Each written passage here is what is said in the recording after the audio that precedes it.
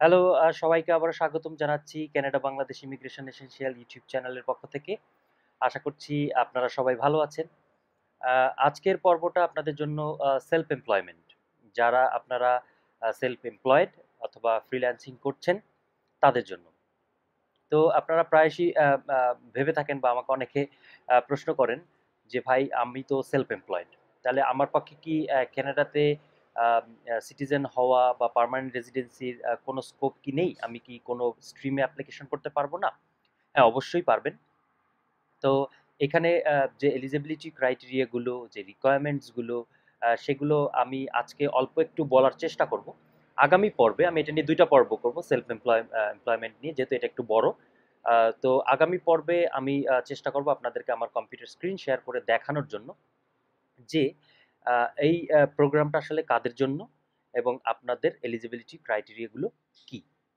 তো federal government আপনাদেরকে এই সুযোগটা দেয় যে যারা আপনারা কালচারাল সেক্টরে আপনারা আছেন অথবা অ্যাথলেটিক, তো এই যে সেক্টরে এই সেক্টরগুলোতে যারা আপনারা আছেন তাদেরকে সেলফ এমপ্লয়েড এই স্ট্রিমের আন্ডারে আপনাদেরকে একটা সুযোগ দেওয়া হয়, যাতে করে আপনারা যদি এলিজিবিলিটি ক্রাইটেরিয়াগুলো মিট করেন আপনারা সেখানে অ্যাপ্লিকেশন করতে পারবেন।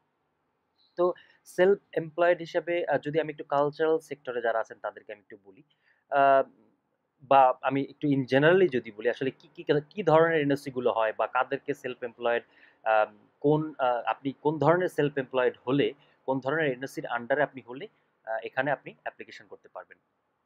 আমি ধরি আপনি একজন ফটোগ্রাফার, অথবা আপনি একজন জার্নালিস্ট, অথবা আপনি একজন এডিটর, অথবা আপনি একজন মিউজিশিয়ান, অথবা একজন ড্যান্সার, অথবা কমেডিয়ান।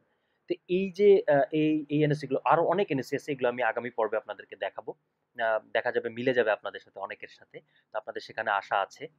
তো আমি যদি একটু বলি যে এইখানের এলিজিবিলিটি ক্রাইটেরিয়া গুলো কি, আপনাদের মিনিমাম 2 ইয়ার্স এর এক্সপিরিয়েন্স থাকতে হবে। ওয়ার্ক এক্সপিরিয়েন্সটাই আমি আগে একটু বলি, কারণ এই জায়গাটাতে এসেই আপনারা কনফিউজড হয়ে যান। আহ, তো আপনাদের লাস্ট 5 ইয়ার্স এর মধ্যে 2 ইয়ার্স ওয়ার্ক এক্সপিরিয়েন্স আপনাদের থাকতে হবে, এটা আমি আশা করছি আপনাদের সবারই আছে। এখন ওয়ার্ক এক্সপিরিয়েন্সের কথা যখন আসে তখনই আমাকে এই জায়গাটাতে একটু আসলে ক্লিয়ার হওয়া উচিত আগেই, কারণ আপনারা এই জায়গাটাতেই একটু কনফিউজড হন, এখানে একটু বেশি চিন্তিত থাকেন। কারণ আম, আপনি একজন ফটোগ্রাফার। আমার এক বন্ধু আছে, খুবই ভালো ফটোগ্রাফার, আফতাব। আমি ধরি, তো ও আমাকে কয়েকদিন ধরে বলছে যে আমি কিভাবে আসব। তা আমি ওকে সাহায্য করব, আমি ওকে ধরেই আপনাদেরকে উদাহরণ দিচ্ছি যে ও বিভিন্ন কোম্পানির হয়ে কাজ করে, কিন্তু কোনো কোম্পানির আন্ডারে ও কিন্তু এমপ্লয়ি না। ও কিন্তু কোনো কোম্পানির আন্ডারে ওর কোনো কমিটমেন্ট নাই যে এখানে কাজ করতেই হবে, বা কোনো কোম্পানি ওকে কোনো জয়নিং লেটার বা অ্যাপয়েন্টমেন্ট লেটার দিয়ে ওকে রিক্রুট করে নাই। এখন ওর কাজগুলো আসলে সাধারণত কেমন? ধরুন, স্কয়ার কোম্পানির একটা প্রোডাক্ট মার্কেটিং এর ব্যাপার আছে।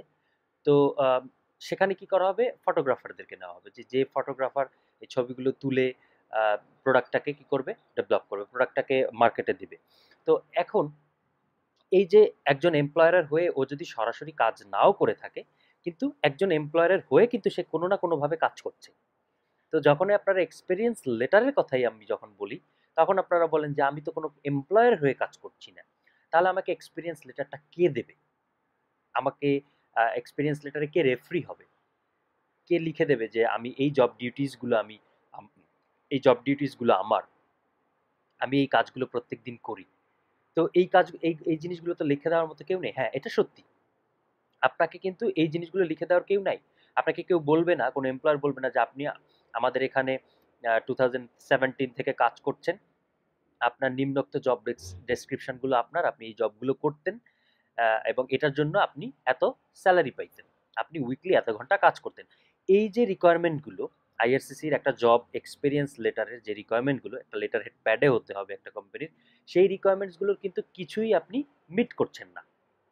এখন এই জায়গাটাতে এসেই চিন্তার বিষয়টা, যে তাহলে আমি কিভাবে, আমি বুঝলাম আমি আমার সরি ল্যাঙ্গুয়েজ মিট করতে পারছি, ল্যাঙ্গুয়েজ রিকোয়ারমেন্ট আমি মিট করি, আমার এডুকেশন রিকোয়ারমেন্ট আমি মিট করি, আমার আমি এইজ ফ্যাক্টর থেকে আমি পয়েন্টস পাচ্ছি, তাহলে বাকি থাকলো কি আমার ওয়ার্ক এক্সপিরিয়েন্স। এইটাকে তো আমি কোনোভাবে প্রুভ করতে পারছি না, তাহলে এটাকে আমি কিভাবে কি করব? এই জায়গাটাতেই আমি আপনাদের একটু ছোট্ট উদাহরণ দিচ্ছি, যে আমি আমার ওই ফ্রেন্ডের যে উদাহরণ দিলাম, ধরি ও বসুন্ধরা গ্রুপের হয়ে একটা প্রোডাক্টের কাজ করলো। কাজ করার পরে ওকে ১ সপ্তাহ পরে ওকে ওর পেমেন্টটা দেওয়া হলো। এখন পেমেন্টটা এক কোম্পানি এক রকম করে দেয়। ধরুন বসুন্ধরা গ্রুপ ওকে কি করলো? ক্যাশ ইন হ্যান্ডেই পেমেন্টটা দিল। এখন পেমেন্ট দেওয়ার সিস্টেমটা কি? ওকে একদিন ফোন করে বলা হলো, আপনি আসেন, আপনি এসে রিসেপশন থেকে আপনার বা অ্যাকাউন্টস ডিপার্টমেন্ট থেকে আপনার চেক অথবা আপনার ক্যাশ এটা আপনি নিয়ে যাবেন। তো ও যখন গেল, ওখানে যাওয়ার পরে রিসেপশন থেকে ওকে কি করা হলো? একটা আম একটা একটা চি একটা একটা লেটারের মতো দেওয়া হলো যে আপনি এই কাজ করেছেন, এই কাজের জন্য আপনাকে এত টাকা পেমেন্ট দেওয়া হলো। একটা ডকুমেন্ট, সিম্পলি একটা ডকুমেন্ট। আপনি ওটাকে কি করলেন? রিসিভ করলেন। রিসিভ করে আপনি ওদের কাছ থেকে একটা কপি চেয়ে নিয়ে আসলেন যে আপনি অত তারিখে এই প্রোডাক্টের কাজের জন্য এই কোম্পানির হয়ে আপনি এত টাকা রিসিভ করলেন। এটা আপনার ইনকাম। এখন এই যে ডকুমেন্টটা আপনাকে দেওয়া হলো, অনেক কোম্পানি হয়তোবা ডকুমেন্ট দিতে চাইবে না, দিতে চায় না, আপনি চেয়ে নিবেন যে আমি আপনার হয়ে যে কাজ করেছি আমাকে জাস্ট এখানে একটু লিখে দেন যে আমি এত টাকা আমি পেয়েছি এই কাজের জন্য। এটা সাধারণত অ্যাকাউন্টস ডিপার্টমেন্ট রাখে। এটা তাদের দায়িত্ব। আপনাকে শুধু ওটার একটা কপি নিয়ে আসতে হবে। এই ডকুমেন্টটাকে আপনি যত্ন করে রাখবেন। কেন এই ডকুমেন্টটাকে আপনি যত্ন করে রাখবেন? কারণ আপনার কিন্তু কোনো স্যালারি অ্যাকাউন্টে ওই বসুন্ধরা গ্রুপের জন্য আপনি যতটুকু কাজ করেছেন, ওইটাকে কিন্তু আপনার স্যালারিটা বা আপনার পেমেন্টটা ক্রেডিটেড হচ্ছে না। আপনাকে দেওয়া হচ্ছে কি? Cash in hand. অনেক বড়, বড় কোম্পানি হয়তোবা করে থাকে। সেক্ষেত্রে যারা মানে বড় মাপের ফ্রিল্যান্সার বা বড় মাপের সেলফ এমপ্লয়েড, বড় ধরনের অনেক বড় ধরনের কাজ যারা করছে, তাদের কি হয়? তাদের নিজস্ব অ্যাকাউন্টেন্ট থাকে। কারণ বছর শেষে কি হয়? তাদেরকে একটা ট্যাক্সের ক্যালকুলেশন করতে হয়। সেই কাজগুলো অ্যাকাউন্টেন্ট করে থাকে। তো এই ধরনের সেলফ এমপ্লয়মেন্টে যারা আছেন, তাদের নিজস্ব ব্যাংক অ্যাকাউন্ট থাকে, তাদের হয়তোবা যেই কোম্পানিগুলোর সাথে তারা রেগুলার কাজ করে থাকে, তাদের পেমেন্টটা তারা হয়তোবা স্যালারি অ্যাকাউন্টেই ক্রেডিটেড করে দেয়। তো আপনার যদি সেরকম না হয়ে থাকে, আপনার যদি ক্যাশ ইন হ্যান্ড হয়ে থাকে, তাহলে আমি আপনাদেরকে যে জিনিসটা বললাম, এই জিনিসটা আপনারা মাথায় রাখবেন। আপনারা যেই কোম্পানির হয়ে কাজ করেন, যেই ডকুমেন্টই হোক না কেন, ছোট্ট একটা ডকুমেন্ট হোক, কোম্পানির লেটার হেড প্যাডে যে ধরনের লেখাই থাকুক না কেন, আপনি ওই ডকুমেন্টটা গুছিয়ে রেখে দেবেন। তাতে করে কি হবে? পরবর্তী পর্বে গিয়ে আমি যখন আপনাদেরকে আপনাদের ওয়ার্ক এক্সপিরিয়েন্স লেটারের ফরম্যাটটা দেখাবো, কি রাখতে হবে সেই ফরম্যাটের মধ্যে, কোথা থেকে আপনি ওয়ার্ক এক্সপিরিয়েন্স লেটার নেবেন, কে আপনাকে সাহায্য করবে, তখন আপনার এই ডকুমেন্টসগুলো আপনাকে সাহায্য করবে ডকুমেন্টেশন করতে। আপনি যখন অ্যাজ এ সেলফ এমপ্লয়েড আপনি যখন অ্যাপ্লিকেশন করবেন, তখন আপনার কি কি ডকুমেন্টগুলো লাগতে পারে আপনাদের জাস্ট একটু আইডিয়া দেওয়ার জন্য, যাতে করে আপনারা আম, আম, মনটাকে স্থির রাখতে পারেন যে আপনাদের আসলে সুযোগ আছে কানাডাতে। যারা বেশি চিন্তিত তাদের জন্য আমি বলছি, খুবই সিম্পল কিছু ডকুমেন্টেশন আপনাদেরকে করতে হবে। সেটার মধ্যে নাম্বার 1 যদি আমি বলি, রেফারেন্স লেটার অবশ্যই থাকতে হবে।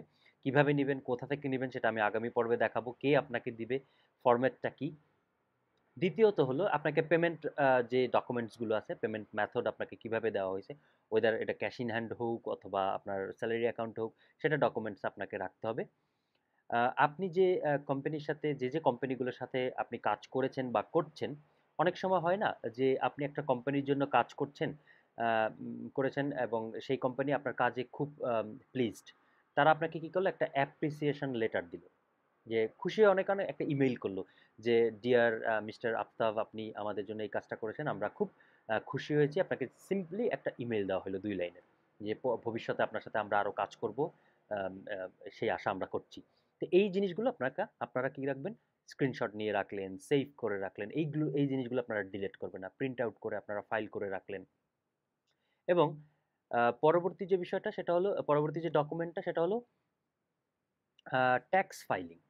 আপনি যদি ট্যাক্স ফাইল করে থাকেন, আমরা জানি যারা সেলফ এমপ্লয়েড বাংলাদেশে, তাদের যদি আম, হয় যে কি বলে, ট্যাক্সেবল ইনকামের মধ্যে যদি তারা পড়ে থাকে, অনেকে করে, যারা সচেতন তারা করে। কারণ এটা একটা ডকুমেন্ট, অনেক কাজে লেগে যায় পরবর্তীতে।